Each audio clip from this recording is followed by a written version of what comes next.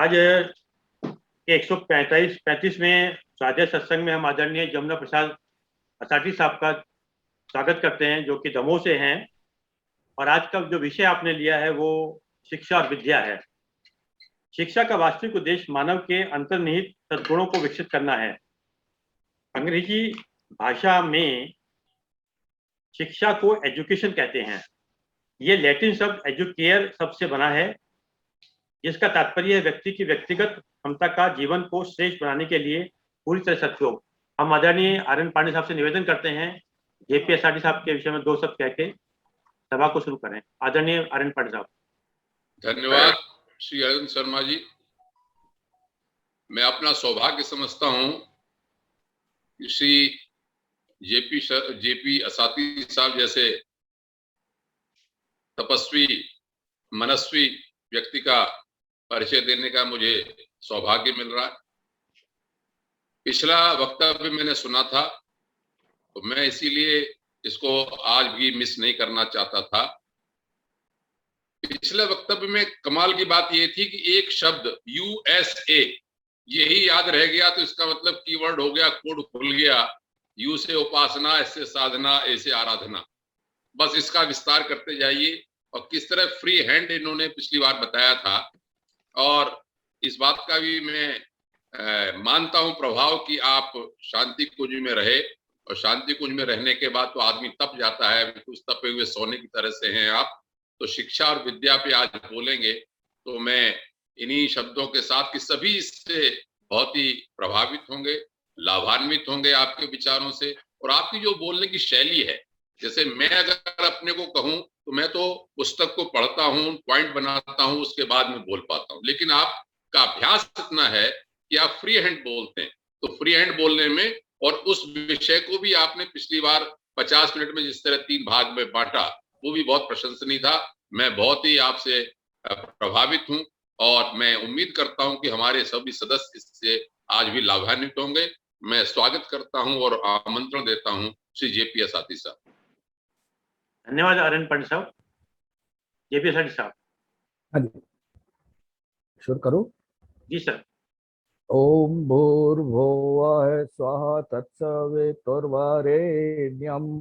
भर्गो देवस्य धीमहि धियो यो नः प्रचोदयात्।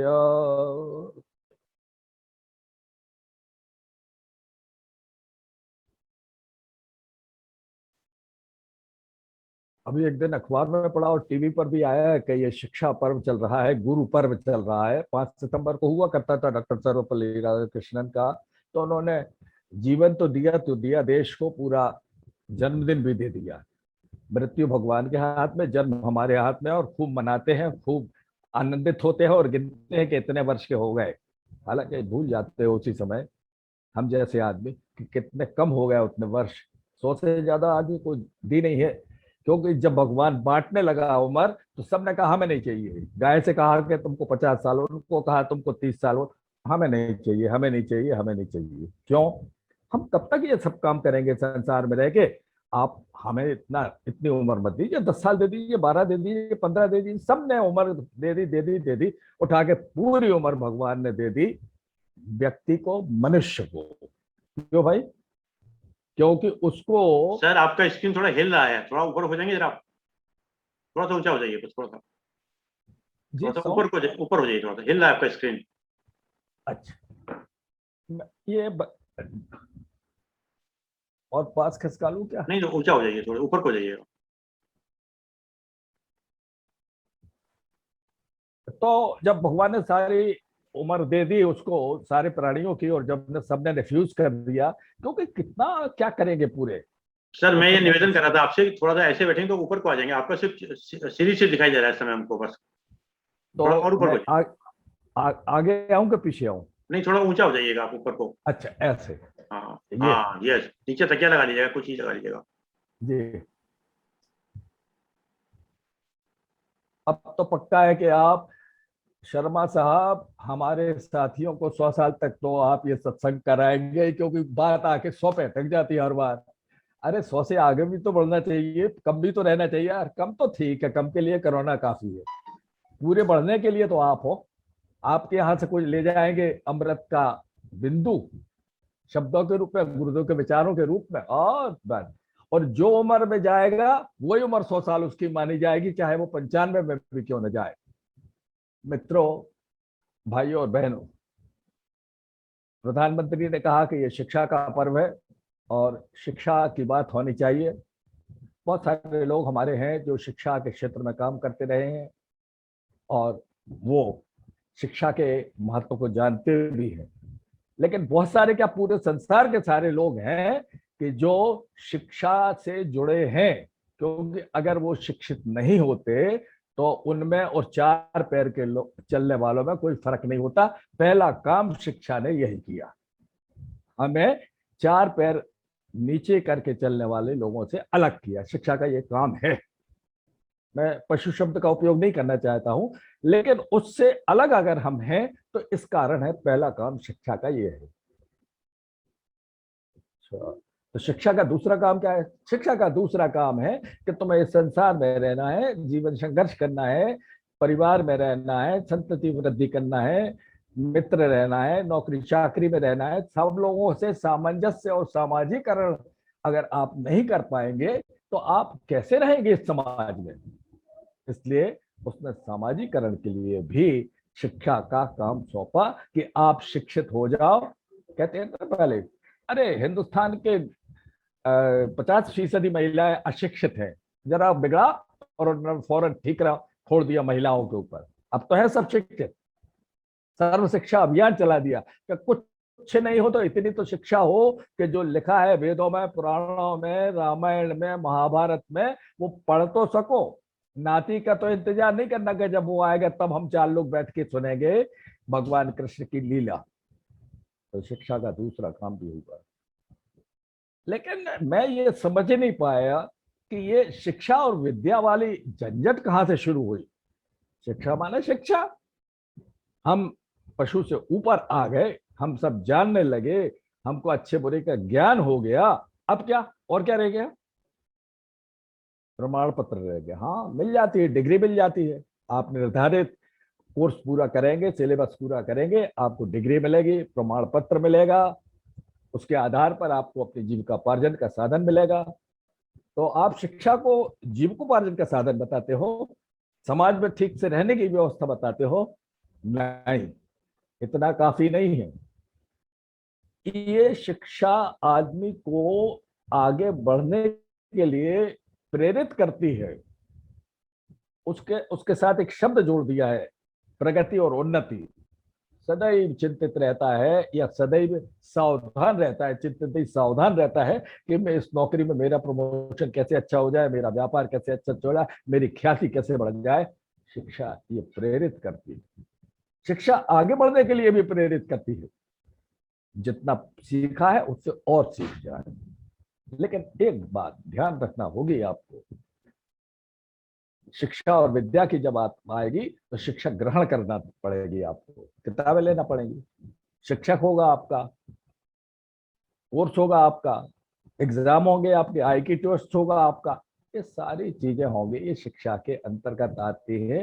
ये दुनिया के सरंजाम सिर्फ इस वजह से जुटाए गए हैं इस सृष्टि पर कि आदमी शिक्षित हो जाए। शिक्षित हो जाने का मतलब ही नहीं है कि वो BA में पास हो जाए, शिक्षित हो जाए, चलिए बिना डिग्री के सही तो अच्छे बुरे का ज्ञान तो हो जाए। पशु को नहीं है ये। पशु को बुद्धि भी उतनी ही दी है जितनी उसको जरूरी है अपना शरीर रखने के लिए। खाना खा लो, घास खा लो, खली खा लो और पानी पी लो, और जो काम मालिक ने दिया है उसको पूरा कर दो या दूध दे दो गाय हो तो। मनुष्य इतने में संतुष्ट नहीं होता और होना भी नहीं चाहिए। BA तक पास थे, MA कर लिया, सोचा था कि MA की पढ़ाई करें तो अर्थ ये रहा होगा कि हमें नौकरी में प्रमोशन मिल जाएगा। लेकिन जो लोग नौकरी नहीं करते, व्यवसाय करते, उनको क्यों MA करना चाहिए? फिर शिक्षा की एक सीमा आई, PhD कर दी, रिसर्च कर लिया, सब कुछ कर लिया, और एक स्थिति यह हो गई कि बेस्ट क्वालिफाइड आदमियों को, क्वालिफाइड मतलब एबल, योग्य, सर्वश्रेष्ठ, अपने साथियों में, अपने परिवार में, अपने समाज में हम श्रेष्ठ हो गए, क्योंकि हम सबसे ज्यादा शिक्षित हैं, हमने सबसे ज्यादा ज्ञान प्राप्त किया है, हमने सबसे ज्यादा जानकारी एकत्रित की है। क्या बात है साहब। जब हम विश्वविद्यालय में पढ़ते थे और धर्मशास्त्र हमको पढ़ाया जाता था तो पूरा कंठस्थ था हमको उपनिषद के श्लोक। क्या बात करते हो साहब। जब हम फिजिक्स पढ़ते थे तो हमारे टीचर ऐसे पढ़ाया करते थे, और एलजेब्रा की बात छोड़ दीजिए, प्रोफेसर साहब कैसा पढ़ाते थे। कहाँ गई साहब वो शिक्षा आपकी। जीवन के किस क्षेत्र में आपने एलजेब्रा का उपयोग किया, फिजिक्स का कहाँ उपयोग किया।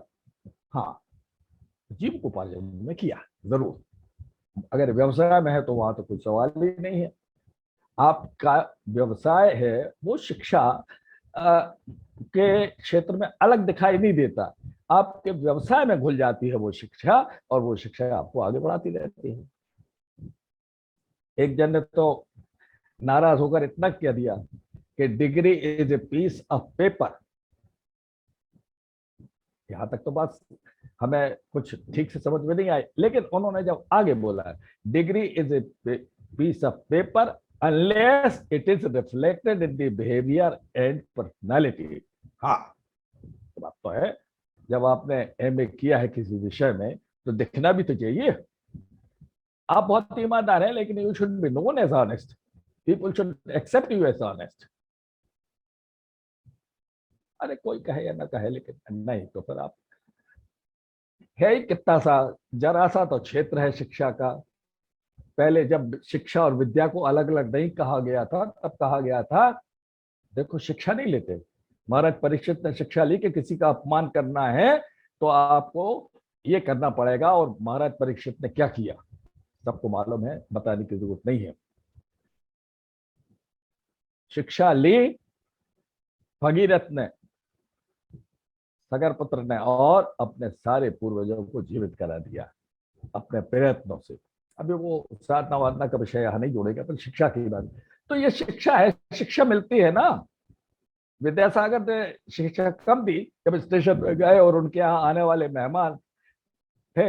एक सज्जन अपने हाथ में बैग लिए थे, कुली कोई दिखा नहीं, तागा कोई दिखा नहीं।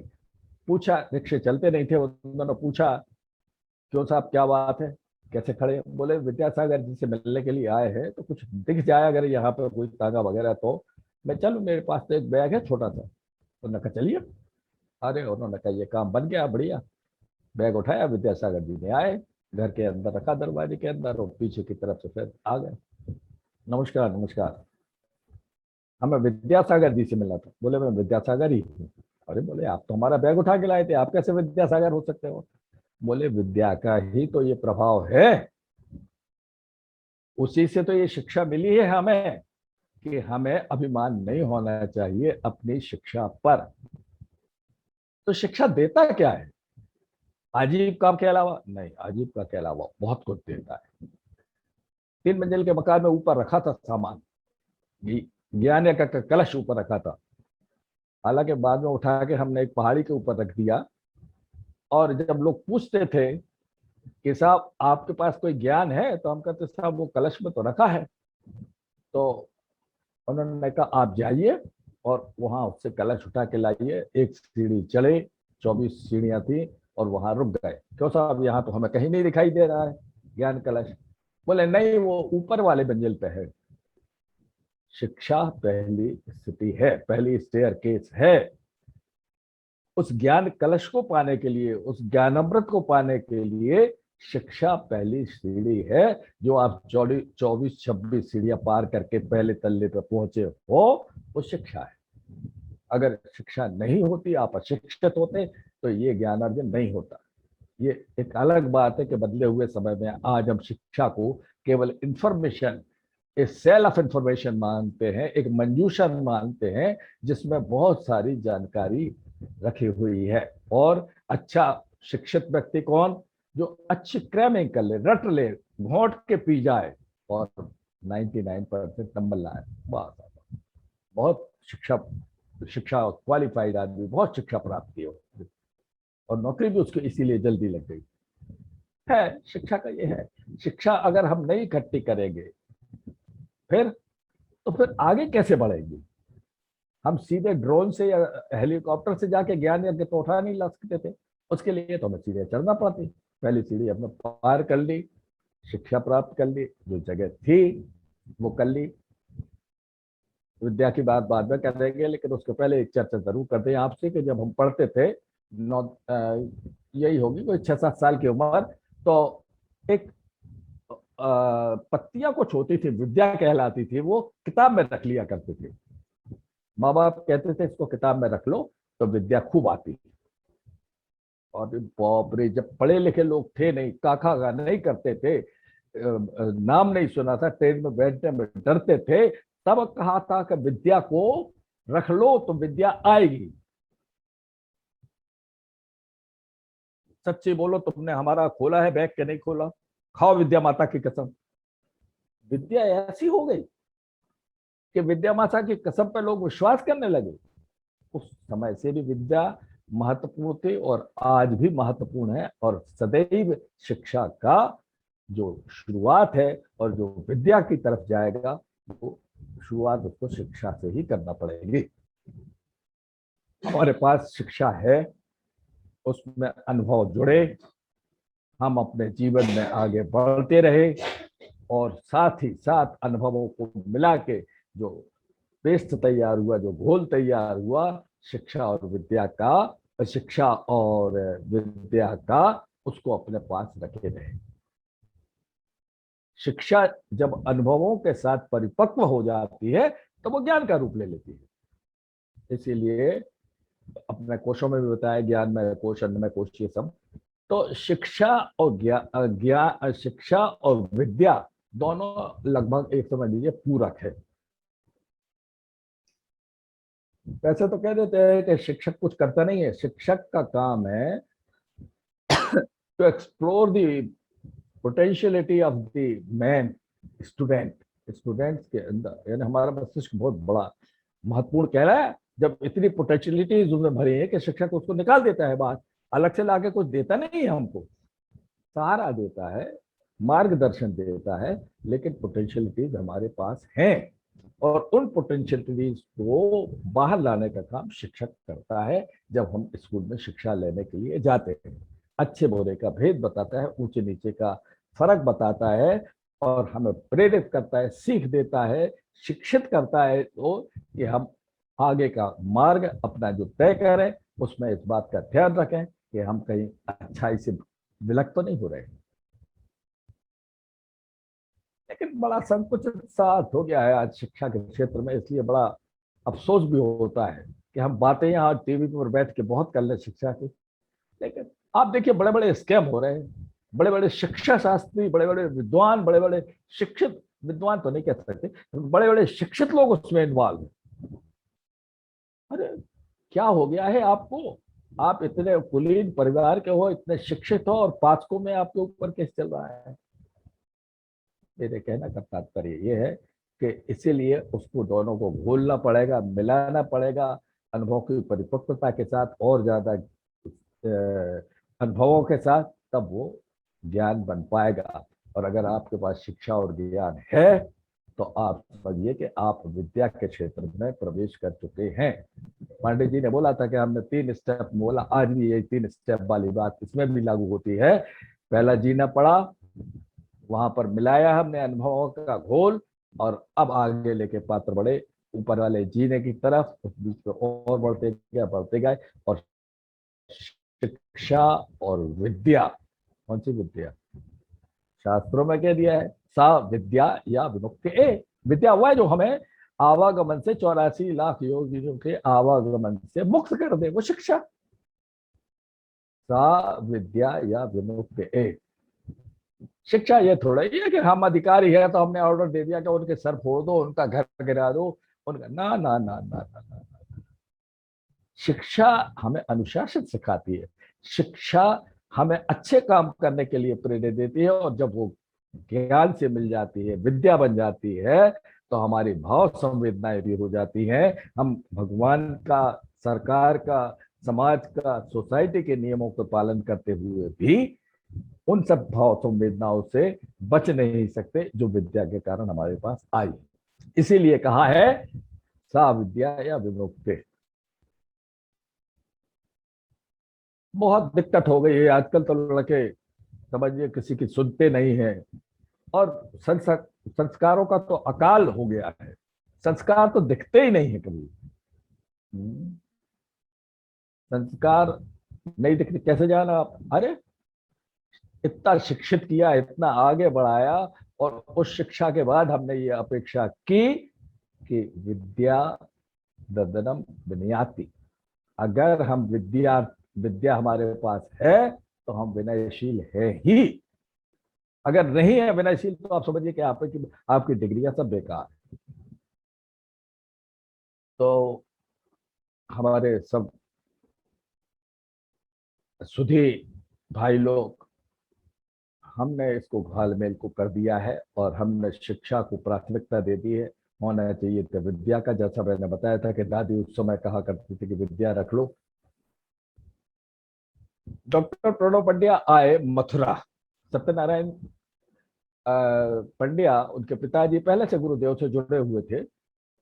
मथुरा में आके वो ग्वालियर में उनका ट्रांसफर हो गया था और वो ग्वालियर से मथुरा अक्सर आए जाया करते थे।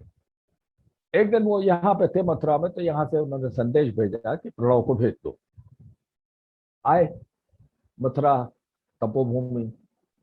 अब वहां पर तपोभूमि के पहले की बात होगी शायद, हाँ तपोभूमि के पहले की बात है। तो वहां पे आए और उन्होंने कहा कि मैं मैं सत्यनारायण जी पंड्या का लड़का हूँ, प्रणव पंड्या, मुझे गुरु जी से मिलना है। एक सज्जन खड़े थे, उन्होंने उनका बैग ले लिया, ले गए गुरु जी के कमरे में। हमने देखा आ रहे होंगे गुरु जी, हमारे एक दो मिनट बाद पूछा गुरु जी नहीं आए? अरे बोले गुरु जी तो मैं ही हूँ। पीछे पता लगा सत्यनारायण जी को, उनके पिताजी को तो दौड़े दौड़े आए। अरे ये तुमने क्या किया प्रणव? गुरुजी को अपने बैग दे दिया। मैंने कहा हमें क्या मालूम साहब। अच्छा, तो शिक्षा जब विद्या में परिवर्तित हो जाती है ज्ञान के माध्यम से, तो फिर वो वही काम करती है जो गुरुदेव ने किया। यानी फिर लेश मात्र भी अहंकार, लेश मात्र भी दिखावा कुछ देह नहीं किया। अच्छा, गुरु जी को देख के कोई कह भी नहीं पाता था ना कि ये गुरु होंगे, ना बड़े जटा, ना जूट, ना लंबा चौड़ा तिलक, ना विशेष कपड़े। तो स्वाभाविक रूप से लगना भी तो चाहिए ना। नहीं, ये पहचान है विद्या की, विद्या यानी विद्वान की ये पहचान है। एक अच्छी कड़ाके की ठंड पड़ रही है, शीत लहर चल रही है, हम आए और हमने कहा साहब ठंड बहुत लग रही है। मैंने कहा बैठ जाओ, अभी देरी डाल के। वहां कुछ था नहीं, एक कोई बर्तन ढका हुआ रखा था, हम समझे नहीं। गुरुदेव ने कहा था बेटे तो बाकी सब छूट जाए, दो चीजें नहीं छूटना चाहिए, लिखना प्रतिदिन। उनने तो डायरिया तक बनवाई और बंटवाई लोगों को कि आप कम से कम डायरी लिखने की आदत तो डालो, और कुछ ना करो तो वैसे तो लेख लिखो, जो प्रवचन नोट करो। और आपने देखा होगा अधिकांश लोग इसीलिए कॉपियां लेके बैठते हैं। लिखना, और फिर जब गुरुदेव ने कहा कि यार और बाकी पूरे मिशन को उसके उद्देश्यों की पूर्ति के लिए अपना जीवन समर्पित कर देना, वो देने के आज का दिन है। आप देख लीजिए ये किसकी बात थी? जो स्कूल की कोई highly qualified degree Pandit Shri Ram Sharma आचार्य के पास नहीं थी, शिक्षा थी ऊंचे दर्जे की, ज्ञान और अनुभव से उन्होंने तप और प्रतीक्षा से मिलाया और फिर वो जाके जीवन विद्या बन गई, मानवता के लिए विद्या बन गई।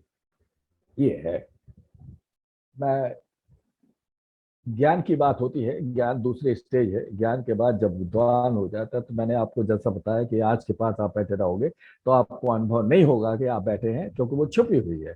लेकिन हमारी तो जिज्ञासा रहेगी, हम उससे संतुष्ट नहीं होंगे ज्ञान से, क्योंकि ज्ञानी बहुत लोग हैं, ऐसे ऐसे ज्ञानी हैं कि धर्म ग्रंथों की वो व्याख्या की, आप कमाल कर दिया। कितनी गीता की कितनी व्याख्याएं की। ज्ञानियों की कमी है क्या? ज्ञानियों की कमी नहीं है, शिक्षाविदों की कमी नहीं है। डॉक्टर सर्वपल्ली राधाकृष्णन ने क्या कहा था कि अगर ये साहित्य में पहले मिल गया होता तो मैं राजनीति में नहीं आता, मुझे राष्ट्रपति नहीं बनना था। विनोद भावे ने कहा ये साहित्य तो मैं सिर पर रखूंगा और नहीं है। और विद्या की जहां तक सवाल है, विद्या के महत्व का, तो हमने आपको बताया है कि पन्ने, कॉपी के पन्ने के अंदर विद्या रखी जाती थी। खैर ये तो आपने नहीं देखा होगा, या देखा भी होगा लेकिन अभी भी कम से कम जिस संस्कारों की बात कर रहा हूं, जो आपको बाद में ज्ञान के बाद विद्या के रूप में परिवर्तित होने के बाद जो आपको दिखती है, वो क्या है कि अभी भी अगर पैर कापी में लग जाए तो ऐसे पैर पढ़ लेते, ऐसे पैर धार्मिक ग्रंथ में लग जाए तो खैर जो जितनी, लेकिन अभी अगर कॉपी में लग, विद्या मैया को नहीं पैर लगाते, ये सिखाया जाता था। संस्कार की बात हम कर रहे थे, वो विद्या थी। लोगों के पास शिक्षा भले ही ना हो औपचारिक, लेकिन विद्या उनके मन में थी। सिर्फ उसको रूपांतरित करके कखा गा में हमने लिखना शुरू किया और फिर हम वही अटक गए। फिर हमने उसको डाइवर्ट करना शुरू किया, फिर शिक्षा को हमने माध्यम बनाया। फिर हम विद्वान तो बन नहीं सकते थे, विद्वान बनने विद्या को उतार लिया। अच्छा, तो जो विद्या है अगर वो उतर जाए जीवन में, जी हाँ, आंखों से ज्ञान को लीजिए, मुंह में डालिए, चबाइए, रस निकालिए और अंदर डाल दीजिए, बहुत पूरा जीवन निकल जाएगा, कभी आप पूर्ति कर नहीं पाएंगे उसकी। इतनी विद्या का क्षेत्र है, इतना बड़ा। इसलिए हमने आपको जो मुक्त कर रहे संसार से, ये कोई विद्या की कम महत्व है, इसको कोई डिनाई कर सकता है? जिसमें कोई विद्या ना हो, शिक्षा ना हो, कोई क्वालिफिकेशन ना हो, कोई सर्टिफिकेट ना हो, वो कितना बड़ा विद्या का विद्वान बन सकता है, ये हमने देख लिया, अनेकों लोगों में देख लिया। जिसकी विद्या ने उसको इतना विनयशील बना दिया हो कि वो ठेला लेके चला जाए। कौन, गायत्री का परिजन, उन्होंने कहा कि देखो भाई, शिक्षा के क्षेत्र में तो बड़ी बची है, इसके शिक्षा के क्षेत्र में तो बड़ी है मची है बहुत प्रतिस्पर्धा, क्योंकि इसको जोड़ दिया गया है। किससे जोड़ा गया है? इसको जीवन से नहीं जोड़ा, मनुष्य से नहीं जोड़ा, समाज से नहीं जोड़ा, इसको जोड़ा पैसे से। अब हम शिक्षा की शार्पनेस के बारे में बात करें तो शार्पनेस विद्या में नहीं होती। विद्या की शार्पनेस दूसरी है, विद्या की शार्पनेस होती है सहनशीलता में। विद्या की बात होती है आपने अंदर उसको कितना डाइजेस्ट किया। इसलिए बहुत बड़ा, बहुत विस्तार में न जाके एक सीधी सीधी सी बात हम और आप समझ लें, शिक्षा ग्रहण की जाती है, विद्या धारण की जाती है। अगर आपने शिक्षा ग्रहण की है और उसको विद्या के रूप में धारण नहीं किया है तो शिक्षा अधूरी है। इसलिए मैंने आपको थोड़ा सा इशारा किया था कि बड़े बड़े जो स्कैम और ये सारे हो रहे हैं और दुष्प्रवृत्तियां बढ़ रही हैं, वो शिक्षित लोगों में ज्यादा हो रही है। अशिक्षित लोग तो कर ही रहे हैं और वो उनका धर्म है, वो उनकी सीमा है, वो कर सकते हैं, लेकिन बाकी लोगों को नहीं करना चाहिए। क्यों? लेकिन विद्या का, अच्छा विद्या नहीं मान लो आए हमारे पास, ज्ञान आज, हाँ आएगा। ज्ञान की सबसे बड़ी खराबी ये है, इसलिए ज्ञान पर रुकना नहीं चाहिए आदमी। ज्ञान जितना हो अधिकतम ले लेना चाहिए, पढ़ के और उसमें अपने अनुभवों को मिला के इस बात को बहुत सावधानी के साथ सामने रखते हुए वारने के रूप में कि ये ज्ञान अभिमान तो नहीं पैदा कर रहा है। करेगा, उसका स्वभाव जाएगा कहाँ अभिमान? अभिमान ना समझ लोगों के पास नहीं आता। उसको क्या, जिसके पास कोई समझ ही नहीं है, अशिक्षित के पास क्या अभिमान? दिक्कत हो रही है, शिक्षित लोगों के पास ज्ञान का भंडार आ जाए, अगर वो दूसरों से ज्यादा जानने लगे तो अभिमान आना स्वाभाविक है। आप कॉलेज के प्रोफेसर को देख लीजिए, कभी अपने को कम समझते नहीं। अरे आप ठीक है, जितना आप जानते हो उतना तो हम जानते हैं। मैं 35 साल से पढ़ा रहा हूँ सूरदास को और कबीरदास को, और तुलसीदास की रामायण की मैंने वो व्याख्या की है कि हमारे पढ़ाए हुए स्टूडेंट दूसरी जगह पढ़ा रहे हैं। भाई ये तो बात मान ली, आप तो बड़े ज्ञानी पुरुष हो, प्रोफेसर हो, पीएचडी की है आपने, लेकिन ये बहुत गड़बड़ी एक होती है। दूसरी बात यह है, शिक्षा चूंकि दिखाई नहीं देती है, शिक्षा दिखाई देती है और विद्या जब बन जाती है, वो परिवर्तित हो जाती है तो दिखाई नहीं देती है। इसलिए हम कितने धनवान हैं, कितने पद पर हैं, कैसे हैं, ये सब दिखाई देगा आपके शिक्षा के माध्यम से, आपके कोठी से, आपके कार से, आपके संबंधियों से। क्यों? आपने ग्रहण किए है ना, किसी की सहायता से, और ग्रहण करके ये भौतिक वस्तु है। आपका ज्ञान आपके शरीर के साथ समाप्त हो जाता है यदि उसको आत्मा से ना जोड़ा जावे। महाभारत के युद्ध में पार्थसारथी थे, रथ चला रहे थे भगवान योगीराज कृष्ण, और समझा रहे थे अर्जुन को, अरे ये छोड़ो सब, ये माता पिता गुरु ये सब छोड़ो, तुम तो आए हो अपने। वो नहीं, हम बिल्कुल नहीं करेंगे, आप पाप करा रहे हो, आप हमारे रथ पर जरूर बैठे हो और हमारे भाई भी हो, लेकिन हम आपकी बात नहीं मानने वाले। ठीक, मत करो भाई, क्या कर सकते हैं? फिर बताइए आप क्या करें? तो उन्होंने कहा तुम तो ऐसे प्रश्न पूछ रहे हो। उन्होंने कहा हम आपको गुरु मानते हैं, अब आप गुरु के नाते बताइए हमको, हमें नहीं, भाई के नाते नहीं पूछना, सारथी के नाते नहीं पूछना, गुरु के नाते बताइए कि अब हम क्या करें इस दुविधा की, असमंजस की, परप्लेक्सन की स्थिति में हम क्या करें? उन्होंने कहा बिल्कुल आसान है। बोले क्या? तेरे ज्ञान के ऊपर अज्ञान का आवरण चढ़ा है, उसे अलग कर दे। हम क्या करें? बोले मैं जो धर्म की बातें बता रहा हूं उसको ग्रहण कर, इसको भगा, ये अज्ञान का आवरण है जो तुझे सामने कुछ और दिखाई दे रहा है, और आए हो किसी और काम के लिए। तो शिक्षा और विद्या की बात होती है, ज्ञान की बात होती है। अब ज्ञान की बात निकली तो बता दें कि ज्ञान बीच की स्टेज है, विद्या अंतिम स्टेज है। विद्या वो होती है जो सीधा ईश्वर से साक्षात्कार करा देती है। परमहंस स्वामी का हमें मालूम है कि वो ज्ञान की परिधि से आगे चले गए, और ये अनंतर सतत प्रक्रिया है, निरंतर चलती रहती है, जैसे सृष्टि का क्रम चलता है। ये विद्या ही है जो हम लोगों को धरोहर दे जाते हैं। ज्ञान तो हमने पीएचडी की थी फिजिक्स की, उसकी एक किताब निकाल देंगे, रख देंगे, आगे आने वाले लड़के फिर उसी को पढ़ लेंगे। लेकिन इस जीवन का ज्ञान कौन देगा? जीवन की विद्या कौन देगा? इस ज्ञान को आगे कौन बढ़ाएगा? इस ज्ञान को पुष्ट कौन करेगा? ज्ञान अगर जानकारी तक और ग्रंथों के तक पढ़ने रहा तो ये अपुष्ट है, इसको पुष्ट कीजिए, स्वस्थ कीजिए। कैसे? फिर वही बताया आपको हमने, घूम फिर के बात वही आ जाती है कि आपने जो ज्ञान प्राप्त किया है, अहंकार से बच के जो आप बचाए रखे हो, उसको अंदर ले लिया कि नहीं? हमने इसलिए आप लोगों को क्या बताना, लंबी चौड़ी बात है, थोड़ी है सीधी सीधी बात। एक ग्रहण करने की बात, एक धारण करने की बात है। शिक्षा ग्रहण करने की बात है, लाभ ही लाभ है, जितना पढ़ लो जितना पढ़ लो, यहां से हार्वर्ड तक चले जाओ।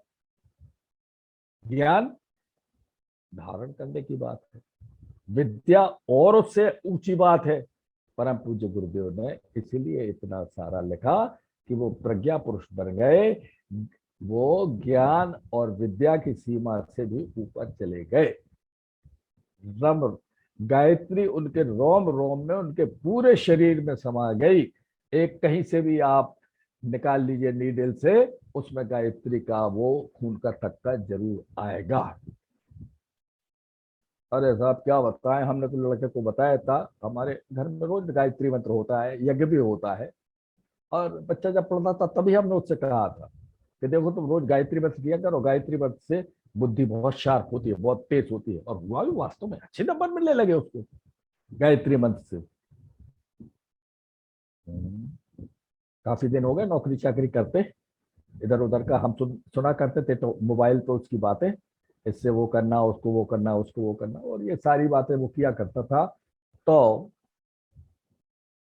हमने उससे पूछा ये क्या करते रहे? बोले साहब ये सब चलता है, यहाँ पॉलिटिक्स है, यहाँ ऑफिस का ये है, यहाँ वो है, और ऐसे में आमदनी होगी नहीं। व्यापार भी हम कर रहे हैं, हमारे एक और भाई साहब हैं वो, तो वो व्यापार भी कर रहे हैं। तो वो कह रहे कि आपकी बात कुछ हमें समझ में नहीं आती। ये ठीक है, पढ़ने की बात है, आपने कहा पढ़ लिया, शिक्षा भी ले ली, ज्ञान भी बहुत प्राप्त कर लिया। हम अनेक स्थानों पर जाते हैं, लोग हमको ज्ञानी पुरुष कहते हैं, हम उदाहरण देते हैं बड़े बड़े ग्रंथों के, आर्ष ग्रंथों के। तो वो भाई साहब मिले, हमने कहा क्या हाल है साहब, आपके चिरंजीव पे वाले? बोले साहब बिल्कुल बढ़िया बहुत है। वो है अपने डिस्ट्रिक्ट मजिस्ट्रेट है, तो लोग दरवाजे पे दरबार लगाए रहते हैं। और पैसे का तो पूछिए मत, एक इशारा करने की बात है, जितना का उतना पैसा। अरे हमने कहा वही लड़का है क्या जो आप कह रहे थे कि गायत्री मंत्र उसको रोज हमने कहा है कहने के लिए? बोले हाँ वही। अरे आधा गायत्री मंत्र ले दिया। गायत्री मंत्र में आखिर में है इदम नमम। आपने ध्यान नहीं दिया, अगर वो इदम नमम पर ध्यान देते तो वो ये आज ये नहीं करता। क्यों? वो काय के लिए? बच्चों के लिए। अरे तो आपने तो 3 पीढ़ी के लिए कमा के रखा है अपने पुरुषार्थ से, अब वो बच्चों के लिए काय को परेशान हो रहा है? और खास तौर से जब आपने उसको समझा दिया कि हर एक का प्रारब्ध उसके साथ चलता है, तो फिर ये क्यों कर रहा है? यही है शिक्षा एकांगी। बच्चों में संस्कार अगर आपको नहीं दिखाई दे रहे हैं तो इसका मतलब है कि आपकी शिक्षा अधूरी है। शिक्षा को विद्या में, ज्ञान में कन्वर्ट कीजिए, ज्ञान को विद्या में कन्वर्ट कीजिए, और फिर आगे की स्थिति बनाते जाइए, आपका जीवन सफल हो जाएगा। प्रश्न हमने पूछा एक, कई लोगों से पूछा, किसी ने हमको संतोषजनक जवाब नहीं दिया।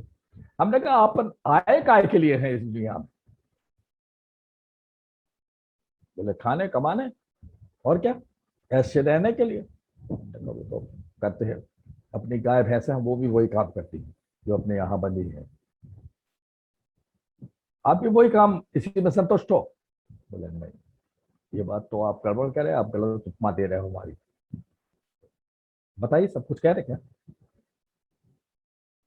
तो मैं ये निवेदन कर रहा था कि हमें उसमें शिक्षा से तो अंतर आ गया कि वो पशु है, लेकिन हमें उसमें उस लक्ष्य के प्रति परिवर्तन नहीं आया। उसको तो मालूम है कि खाना पीना और मर जाना, अपने मालिक की सेवा कर कर।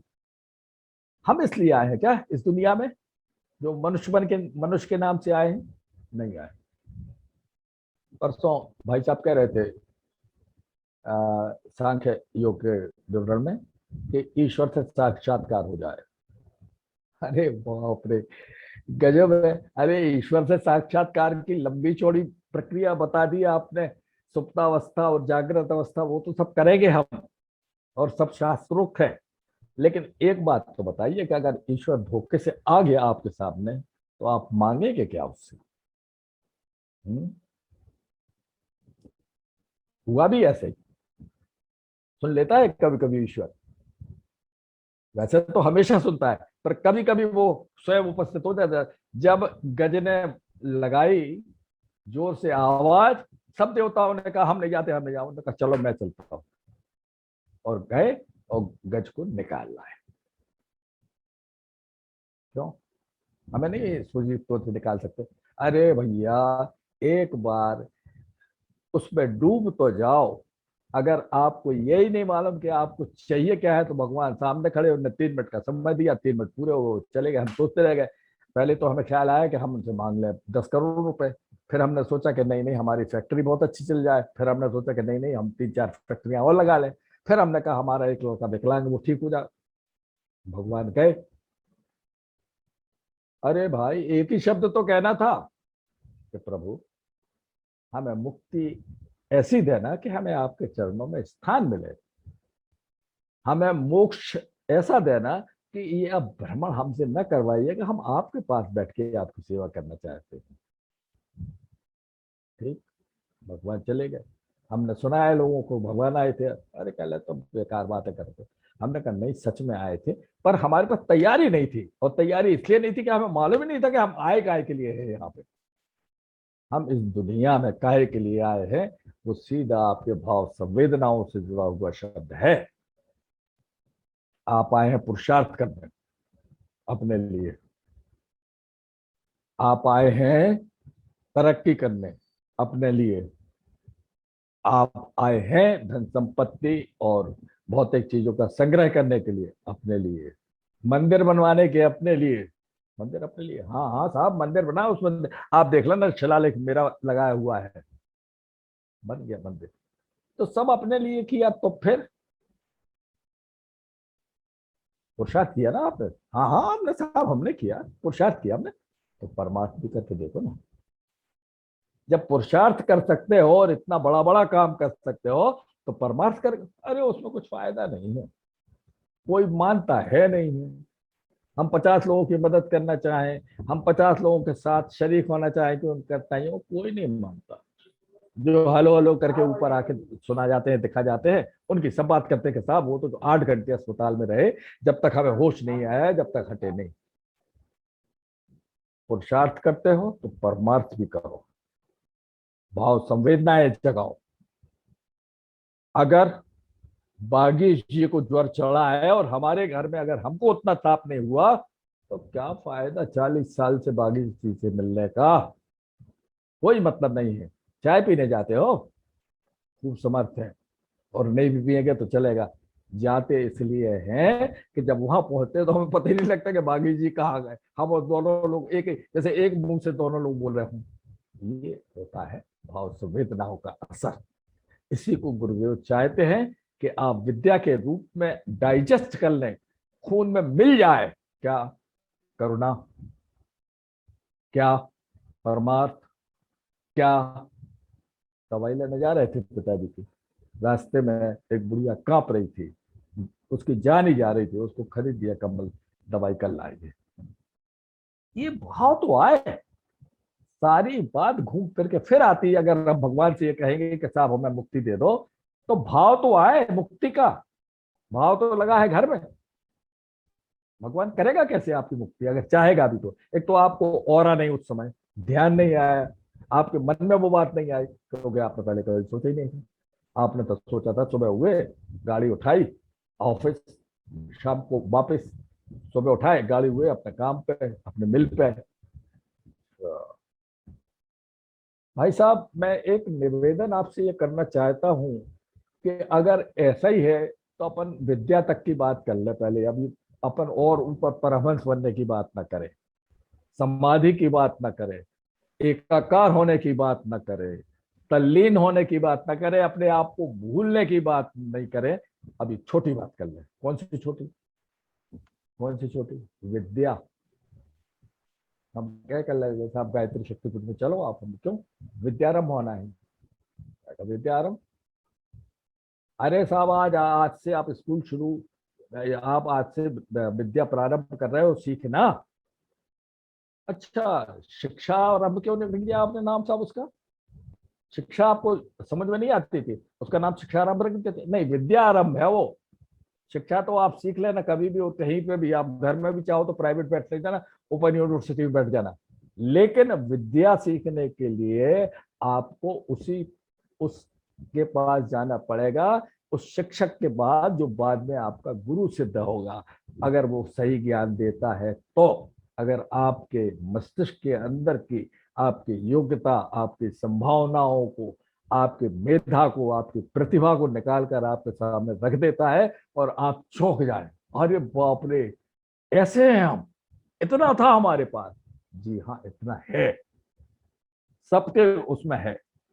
तो मैं आपसे जब शिक्षा और विद्या की बात कर रहा हूं, ये कहना बहुत आसान है कि साहब शिक्षा का व्यवसायीकरण हो गया है। ये कहना बहुत आसान है कि शिक्षा में अब वो बल नहीं रहा कि वो अच्छे प्रतिभाशाली नागरिकों को तैयार कर सके। ये कहना हमें बहुत अच्छा लगता है ड्राइविंग में वो बैठ के। आजकल की शिक्षा क्या हो गई है साहब, बस नकल कराओ, पैसे दो और वो एडमिशन हो गया। MBBS में 5 करोड़ मांग रहे थे वो, एक सीट आपको दी गई। ठीक है, आप ले भी लेना, लेकिन आप फिर घूम फिर के वहीं आ जाओगे कि काहे के लिए? हमारा लक्ष्य क्या यह है? इसलिए विद्या जरूरी है। 3 स्टेज में जाते हैं। पहला, जब आप सीढ़ी पार करेंगे, 24 सीढ़ियां पार करने के बाद तो आप शिक्षित हो जाएंगे। शिक्षित होने का मतलब है कि आप अनुशासन को अच्छी तरह से समझने लगे हैं, अभी मानने की बात आई। उसके बाद उस शिक्षा का उपयोग अपने दैनिक जीवन में करेंगे, अपने जीवन संघर्ष में करेंगे, अपने सामाजिकरण में करेंगे, अपनी आदतों में करेंगे, अपने व्यवहार में करेंगे। इसीलिए उसने ठीक कहा, degree is the piece of paper if it is not reflected in your behavior and personality। MA के फायदा क्या हुआ अगर वो नहीं हुआ, वो आपसे चर्चा कर चुके। मैं आपसे ये निवेदन करना चाहता था कि अगर विद्या इतनी कीमती है तो अभी आपको मालूम है ज्ञान यज्ञ चल रहा है गायत्री परिवार का। ज्ञान यज्ञ यानी कोई करता है अपने में से? सब लोग करते हैं, सब योग करते हैं और सबको ज्ञान का पुण्य मिलेगा। यहाँ बैठे हुए हैं सत्संग में 130वें दिन, तो कुछ ना कुछ मिला है आपको, दिखाई भले ही ना देता हो, क्योंकि यहाँ कोई भौतिक चीज नहीं मिलने वाली है कि आप जाएंगे तो 100 ग्राम आपको बूंदी का कोई प्रसाद मिल जाएगा, लेकिन ज्ञान मिल रहा है। और हमसे ज्यादा ज्ञान ले रहे ये शर्मा जी, ज्ञान यज्ञ चला रहे साहब, ज्ञानियों को जोड़ रहे, ज्ञानियों को सुनवा रहे। आहा, क्या बात। गुरुदेव ने कहा ज्ञान का आलोक घर घर पहुंचाओ। कैसे पहुंचाओगे? जाओ घर में एक मेरे विचारों की पुस्तक दे के आओ, आदमी में क्रांति हो जाएगी, पलट देगा उसका मस्तिष्क पूरा, उसका विचार बदल जाएगा, विचारधारा बदल जाएगी। जाओ तो। अरे साहब वो यज्ञ तो हम बहुत करते हैं और पहले भी बहुत किए हैं, बड़े बड़े अश्वमेध यज्ञ तक किए। नहीं भाई, ये ज्ञान यज्ञ वो है जो महाभारत में अर्जुन समझा रहे हैं अर्जुन को भगवान कृष्ण कि तू यज्ञ की बात करता है, पुण्य की बात करता है। ये सारे यज्ञ, द्रव्य यज्ञ, अन्य यज्ञ, उस दिन भी चर्चा हुई थी, शॉर्ट इसको रेफरेंस दे दिया, ये सब समाहित हो जाते हैं ज्ञान यज्ञ में। तो आप क्या करें? जाके लोगों को समझाएं, उनके घर बैठे? नहीं, तो मैं नहीं करना। या तो ऐसा कोई सत्संग का जमा लो जैसा यहाँ पे गाजियाबाद में चल रहा है, कोई चाहे या न चाहे उसको ज्ञान अमृत मिलेगा ही। वह जब तक कान भी बंद कर लेगा तो तरंगे उसके मन में पहुंच जाएंगी, और कान तो खुले रहते हैं तो सवाल ही नहीं उठता। एक शिक्षा की जितनी बातें कही जाए, एक सीमा के बाद फिर हम नहीं कह सकेंगे। विद्या की जितनी बातें कही जाए असीम है। आज तक कोई आदमी ऐसा पैदा नहीं हुआ है जो कहे कि मैं दुनिया का सर्वश्रेष्ठ विद्वान हूं। ऐसा कोई भी आईएएस नहीं हुआ है जो ये कहे कि साहब मेरे से ज्यादा कोई के पास डिग्री हो। कितने लोग आईआरएस में जाते हैं, कितने लोग प्रैक्टिस करते हैं, कितने लोग व्यवसाय चलाते हैं और पैसे आते हैं। अभी एक गाजियाबाद के हमारे मित्र थे, हमारे यहाँ आए, खूब था। फिर हमने कहा ये बात आप ध्यान रख लीजिए, लड़का फ्रांस में, मजेदार बात देखिए, खूब बढ़िया पैकेज है, इन्हें कहने 3 प्राणी ही नहीं। तो हम फिर ऐसा करते हैं कि अपन लोग कल से विद्या की तरफ ध्यान देते हैं। अरे विद्या की तरफ तो आपने ध्यान दिए, तब तो आप गुरुदेव की तरफ देखने लगे, नहीं तो आप सिनेमा मॉल की तरफ चले जाते। तो विद्या को पुष्ट कीजिए, ज्ञान को पुष्ट कीजिए और बढ़ाइए और फेंक दीजिए। आप लेके आए थे यार, आईएएस तो नहीं फेंक सकते क्योंकि आपने ली है, एमबीबीएस और एमडी आपने की है, पैसे खर्ची है सरकार ने, उसको आप ऐसे नहीं बांट सकते। लेकिन ये तो साहब मुफ्त की चीज है, मुफ्त में लिया है, दे दो, अपने माध्यम से दे दो, कितना दे सकते हो। और अब जब ज्यादा देने लगो तो भावना देने इदम नमन का ज्ञान यज्ञ, यज्ञ कर रहे हो आप, ज्ञान बांट नहीं रहे हो, नहीं तो फिर वो चक्कर में पड़ जाओगे मान के, ज्ञानी हो जाओगे और फिर वो तो फिर आपको तो मालूम ही है, वो तो बताने की पोथी पढ़ पढ़ जग हुआ, वो बताना नहीं है रही की बात।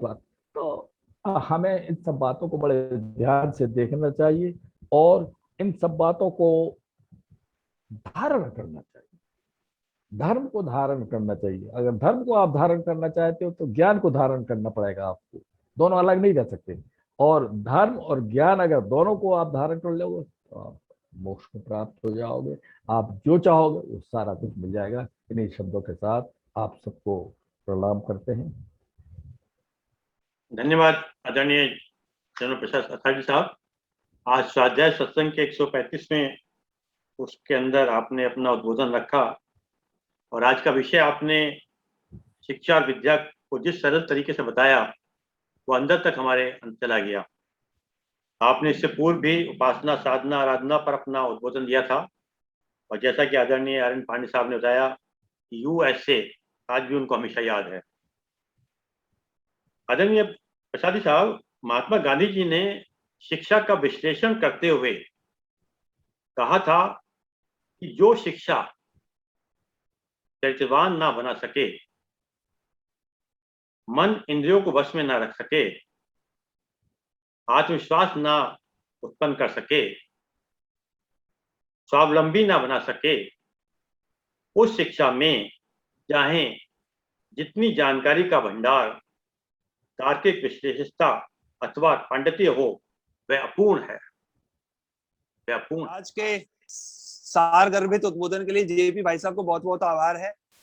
और सबसे बड़ी बात जो जेपी भाई साहब के उद्बोधन में मुझे महसूस होती है और निश्चित रूप से सभी को महसूस होती है, वो ये है कि जितने सरल और ग्राह्य रूप से भाई साहब का वक्तव्य होता है और जिस तरह के उदाहरण भाई साहब के पास होते हैं, वो बिल्कुल ऐसे होते हैं जैसे जनमानस में, मतलब हम एक्सप्रेस तो नहीं कर पाते उनको, लेकिन हमको लगता है ये तो वहां पे भी हमने ये देखा, वहां देखा, यहाँ देखा। तो इस तरह के उद्बोधन में विशेषता ये होती है कि सीधा इसको दिमाग की जरूरत नहीं है, सीधा दिल में उतर जाता है। और दिमाग की चीजें, मतलब आप हार्डवेयर को चेंज नहीं कर सकते, सॉफ्टवेयर तो चेंज होते रहते हैं। तो ये भाई साहब बहुत बहुत बहुत शानदार है आपका, और भविष्य में भी आप अपने उद्बोधन से हमें ज्ञानवर्धन जानकारी देते रहेंगे। आपका बहुत बहुत आभार, बहुत बहुत आभार। धन्यवाद वागी जी, धन्यवाद सर। ओम शांति।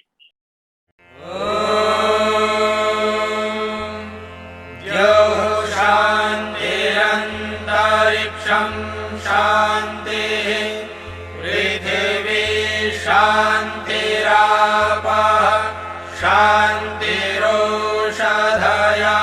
शान्तिः, वनस्पतयः शान्तिर्विश्वे देवाः शान्तिर्ब्रह्म शान्तिः, सर्वं शान्तिः शान्तिरेव शान्तिः।